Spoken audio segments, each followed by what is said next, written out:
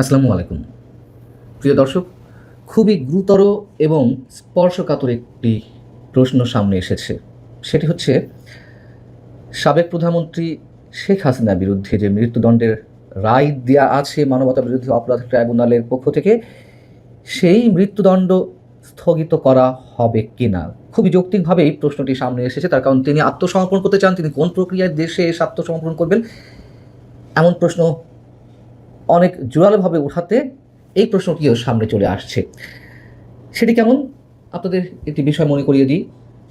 যুদ্ধাপরাধের দায়ে মৃত্যুদণ্ডপ্রাপ্ত আসামি আবুল কালাম আজাদ, যাকে সবাই বাচ্চু রাজাকার হিসেবেই চেনেন, সেই আবুল কালাম আজাদ পাকিস্তানে পালিয়েছিলেন, নির্বাসনে ছিলেন। ডক্টর ইউনূস ৫ আগস্টের পরপরই ক্ষমতা দখলের পর তার সরকার তার মৃত্যুদণ্ড ১ বছরের জন্য স্থগিত করে।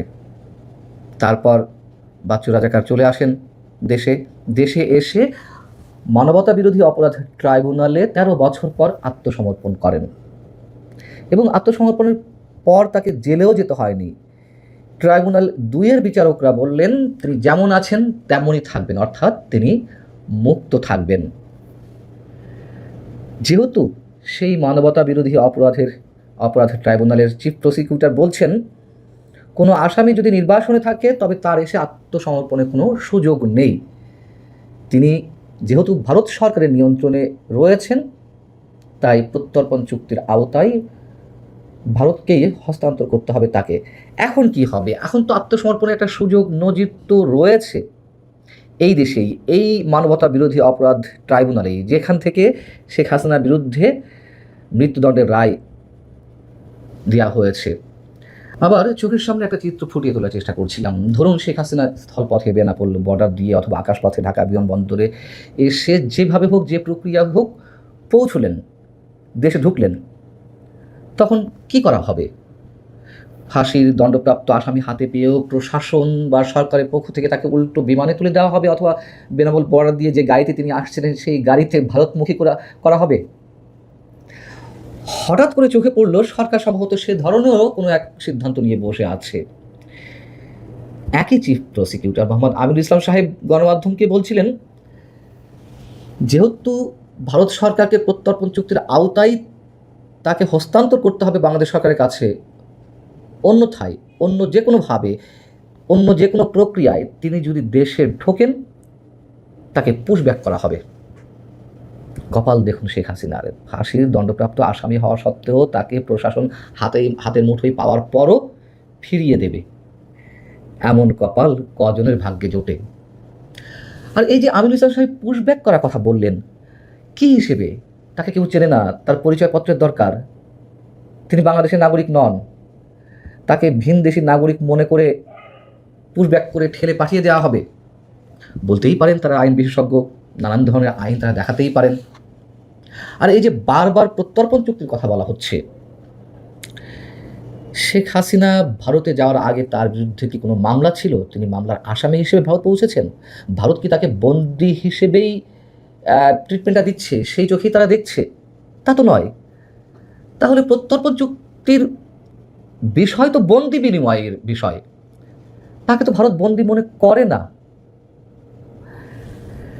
আবার আমাদের পররাষ্ট্র প্রতিমন্ত্রী শামা ওবায়েদ সম্ভবত সরকারের কোনো প্রতিনিধি হিসেবে এই প্রথমবারের মতন মুখ খুলেন। তিনি বললেন, যেভাবেই যার কাছেই শেখ হাসিনা আত্মসমর্পণ করুক, বাংলাদেশে এসে আত্মসমর্পণ করুক আর যাই করুক, প্রক্রিয়া একই, ওনাকে জেলে যেতে হবে। শেখ হাসিনাকে বলেছেন যে না, আমি আত্মসমর্পণ করতে দেশে যাওয়ার পর জেলে যাব না। তিনি তো তা বলেননি, বরং তিনি ওইটি মাথায় নিয়েই তো ঘোষণা দিয়েছেন যে আমি দলের অন্যান্য নেতাদের নিয়ে দেশে ফিরবো, আত্মসমর্পণ করব। ভয় কেন দেখানো হচ্ছে তাকে, এবং ভয়টা কোন পর্যায়ে দেখানো হচ্ছে? এবার আসুন সে বিষয়ে একটু কথা বলি। বিপ্লবী যেসব আইনজীবীরা শেখ হাসিনার বিরুদ্ধে যুক্তিতর্ক উপস্থাপন করে তার ফাঁসি দাবি করেছিল, আবেদন জানিয়েছিল, সেই আইনজীবীদের অন্যতম শীর্ষ আইনজীবী, বা শীর্ষই বলা যায় তাকে, মোহাম্মদ তাজুল ইসলাম, তিনি বলছেন কি, শেখ হাসিনা দেশে আসতে পারেন, কিন্তু দেশে নামার সঙ্গে সঙ্গে মানুষ তাকে ফুল দিয়ে বরণ করতে যাবে, তো বরণ করার ওই দড়িটা থাকবে ম্যানিলা রোপ দিয়ে তৈরি। ম্যানিলা রোপ মানে আপনারা জানেন যে ফাঁসির যে দড়ি, সেটিকে ম্যানিলা রোপ বলা হয়। অর্থাৎ তিনি স্পষ্টত বলছেন তিনি যখন যেভাবে ঢুকবেন ওখানেই ফাঁসিতে ঝুলানো হবে। এই ব্যক্তি আবার ছিল শেখ হাসিনার যুদ্ধে রাষ্ট্রপক্ষের প্রধান কৌশলী, চিফ প্রসিকিউটর। এরা নিজেরাই যেই ট্রাইব্যুনাল থেকে শেখ হাসিনার মৃত্যুদণ্ডের রায় বের করলো সেই ট্রাইব্যুনালকেই মানে না, মানে সেই ট্রাইব্যুনাল পর্যন্ত যেতে দেবে না তারা, সেই বিচারের রায়ও মানে না। মবের মাধ্যমে তার মৃত্যুদণ্ড কার্যকর করা হবে। আবার কথিত বিপ্লবী সার্জিস আলম, তিনি এবার প্ররোচনা দিচ্ছেন আত্মহত্যার। তিনি বলেছেন যে শেখ হাসিনার উচিত দিল্লিতেই আত্মহত্যা করার। সামাজিক যোগাযোগ মাধ্যমে অনেক পণ্ডিত ব্যক্তিরা বলছেন যে ভারতে পলাতক ডাইনি হাসিনা দেশের মাটিতে পা রাখার সাথে সাথে উন্মত্ত আমজনতার প্রতিশোধ স্পৃহায় যে মব সৃষ্টি হবে, আইন শৃঙ্খলা রক্ষাকারী বাহিনীর তা ঠেকানোর সক্ষমতা নেই। এরকম অনেকে লিখছেন, অনেক সময় লাগবে এগুলো বলতে গেলে। অর্থাৎ এই যে ট্রাইব্যুনালের বিচার রায়, এইসব বিচার টিচার কিছুই না, কেবলই শো অফ। মন চাইলে বিচার করলাম, মন চাইলো ফাঁসির আসামি ফিরিয়ে দিলাম, মন চাইলো আদালতের প্রক্রিয়া শেষ হওয়ার আগেই তাকে মেরে ফেললাম, যা ইচ্ছা তাই। দেখি সামনের দিনগুলোতে আমাদের জন্য কি অপেক্ষা করছে। ভালো থাকুন সবাই, আল্লাহ হাফেজ।